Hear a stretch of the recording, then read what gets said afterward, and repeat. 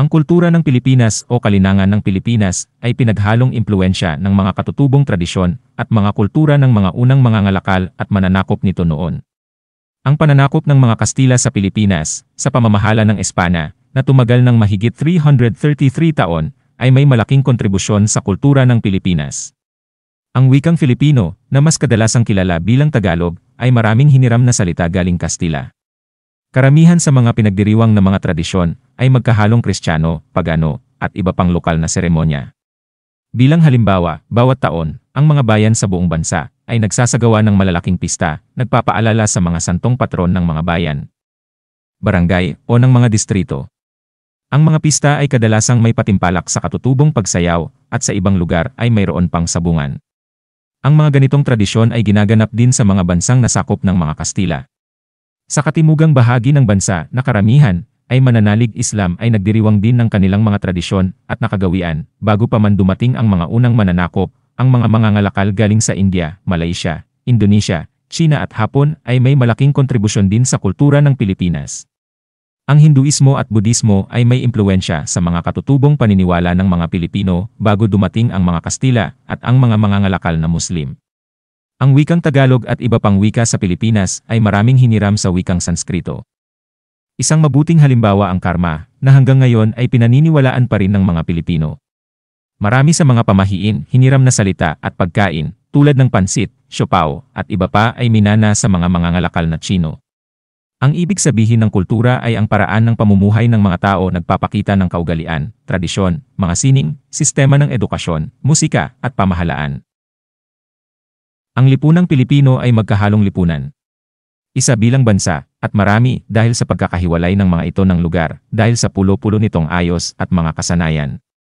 Ang bansa ay nahahati sa pagitan ng mga Kristiyano, Muslim, at iba pang pangkat, sa pagitan ng mga nasa lungsod at sa mga nayon, mga taga-bundok at taga-patag, at pagitan ng mga mayayaman at ng mga mahihirap, bayanihan, na buo ang bayanihan sa mga samahan ng mga magkakapitbahay na nagtutulungan kahit kailan o saan man kailanganin ng tulong. Kadalasan makikita ang bayanihan sa mga sasakyang nasisiraan ng gulong. Ang mga tambay at ang mga taong bayang na malapit dito ay agad-agad ding tutulungan ang driver, kahit ano paman ang mangyari maayos lamang ang nasirang sasakyan. O kaya naman mas kadalasang inilalarawan ito ng paglilipat bahay noon ng mga nasa lalawigan. Ang mga bahay ay sabay-sabay bubuhatin ng mga kalalakihan na sinasabayan pa kung minsan ng awitin upang di gaanong madama ang kabigatan nito. Ito ay kabaligtaran ng ugaling individualismo ng mga lipunang Europeo at Amerikano, matinding pagkakabuklod-buklod ng mag-anak. Ang mga Pilipino ay kadalasang malalapit sa kanilang mag-anak at iba pang kamag-anak. Ang pangunahing sistemang panlipunan ng mga Pilipino ay mag-anak. Maraming mga Pilipino ang tumitira malapit sa kanilang mga kamag-anak, kahit pa sila ay may edad na o kaya naman ay may sarili na ring mag-anak. Kadalasan ang isang bahay sa Pilipinas ay binubuo ng mahigit sa 2 mag-anak. Sa mga lalawigan, ang mga nayon ay kadalasang binubuo ng isang angkan, at halos lahat ay magkakakilala. Pakikisama. Ang pakikisama ay ang kaugaliang Pilipino na nagnanais magkaroon ng maganda at mabuting pakikitungo sa iba. Utang na loob. Ang utang na loob ay isang utang ng tao sa taong tumulong sa kanya sa mga pagsubok na kanyang dinaanan. May mga kasabihan nga na, ang hindi lumingon sa pinanggalingan ay hindi makararating sa paroroonan, amor proprio, pagpapahalaga ng isang tao sa kanyang dignidad. Delikadeza, isang ugali na kailan na dapat ang isang tao ay kumilos sa tama at nasa lugar. Kailangang ang pagkilos ay tanggap ng lipunan upang hindi marumihan ang dignidad ng mag-anak, palabra de honor. May isang salita, isang kaugalian ng mga Pilipino na kailangan tuparin ang mga sinabi nitong mga salita o pangako. Bilang kolonya ng Imperyong Kastila ng 333 taon, ipinakilala ng mga Kastila ang Europeyong arkitekturang kolonyal sa Pilipinas. Naging dahilan ang pagkilala ng Kristyanismo sa pagdala ng mga Europeyong simbahan at arkitektura na naging sentro ng karamihan ng mga bayan at lungsod sa bansa. Ipinakilala rin ng mga Kastila ang mga bato bilang materyales, pambahay, at pangkonstruksyon at pinagsama ng mga Pilipino ang mga ito sa kanilang arkitektura para makabuo ng kombinasyon ng arkitektura na mahanap lamang sa Pilipinas. Makikita pa rin ang arkitekturang kolonyal ng mga Pilipino sa mga gusaling may edad ng ilang siglo tulad ng mga Pilipinong simbahang baroko, bahay na bato, tahanan, paaralan, kumbento, gusali ng gobyerno sa buong bansa. Mahanap ang pinakamagandang koleksyon ng arkitektura ng panahong kolonyal ng mga Kastila sa nakapader na lungsod ng Intramuros sa Maynila at sa makasaysayang bayan ng Vigan. Ang mga simbahan ng kapanahunang kolonyal ay kasama sa mga pinakamahusay na halimbawa at legasya ng Kastilang arkitekturang baroko na tinatawag na barokong lindol na mahahanap lamang sa Pilipinas. Mayroon ding mga gusali mula sa panahong kolonyal ang mga makasaysayang probinsya tulad ng Ilocos Norte at Ilocos Sur, Pangasinan, Pampanga, Bulacan, Cavite, Laguna, Rizal, Batangas, Quezon, Iloilo, Negros, Cebu, Bohol at Zamboanga del Sur. Dati, bago ang pamumuno ng Espanya, bahay kubo ang karaniwang pinagtitirahan ng mga katutubong Pilipino. Nailalarawan ito sa paggamit ng payak na materyalbes tulad ng kawayan at buko bilang pangunahing pinagkukunan ng kahoy. Ginagamit ang kugon, dahon ng nipa, at dahon ng buko bilang pang-atip. Itinayo ang mga sinaunang tahanan sa mga tiyakad dahil sa madalas na pagbaha sa tag-ulan. Kabilang sa mga regional na baryante ang paggamit ng mas makapal at masinsin na pang-atip sa mga kabundukan o mga mas mahaba na tiyakad sa mga baybayin lalo na kapag itinayo ang istruktura sa ibabaw ng tubig. Mailalarawan ang arkitektura ng mga ibang katutubong tao sa paggamit ng anggular na bubong na gawa sa kahoy. Kawayan sa halip ng mga dahong pang-atip at gayakang kahoy na inukit. Ang bahay na bato ay isang baryante ng bahay kubo na lumitaw noong panahong kolonyal. Ang pangunahing gusali ng Universidad ng Santo Tomas sa Maynila ay isang halimbawa ng arkitekturang Renasimiento. Sinimulan ang konstruksyon ng gusali noong 1924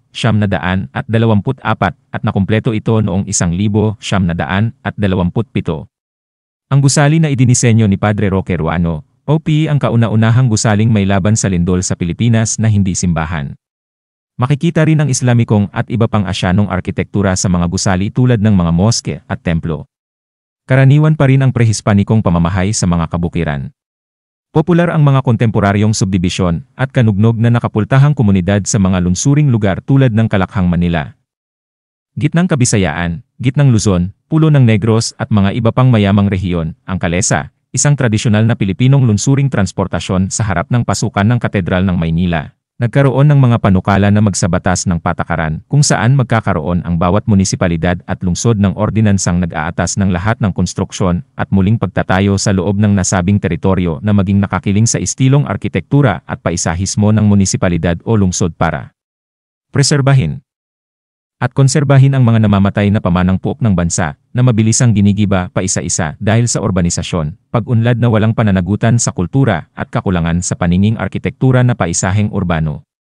Ginagamit ang patakarang ganito ng mga bansang nakapagpreserba ng kanilang kababalaghang arkitektura at buong lungsod mismo ng daan-daang taon tulad ng Italia, Pransya, Romanya, Alemanya, and Espanya. Itinataguyod ng panukala ang paggamit at reinterpretasyon ng mga katutubong, kolonyal, at modernong estilong arkitektura at paisahe na laganap o dating laganap sa isang lungsod o munisipalidad.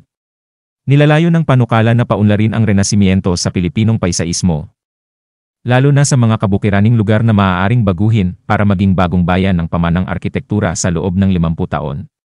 Sa kasamaang palad, kulang ang pagpapahalaga sa pagpepreserba ng bayang pamana sa mga dalubhasa ng arkitektura at inhenyeryang nakabase sa Pilipinas, tulad ng sa kaso sa Maynila, kung saan tinatanggap at itinatayo ang mga panukalang negosyo para magtayo ng mga istrukturang hindi nakakiling sa mga istilong arkitektura ng Maynila ng mga nasabing eksperto na mabisang lumilipol sa paisaheng arkitektura ng Maynila ng paisa-isang gusali.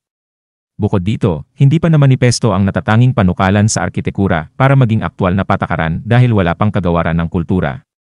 Ang lungsod ng Vigan lamang ang nagsabatas ng ordinansang ganito na humantong sa kanyang deklarasyon bilang pandaigdigang pamanangpok ng UNESCO noong 1979 at sa pagkakaloob ng iba't ibang pagkilala para sa konserbasyon at pagpapanatili ng kanyang katangi-tanging istlo ng arkitektura. Maraming salamat. Kung nagustuhan niyo ang ating video, huwag kalimutan mag-subscribe, mag-like at mag-share ng ating video. Magkomento ka rin kung ano pa ang gusto niyong gawin natin kwento.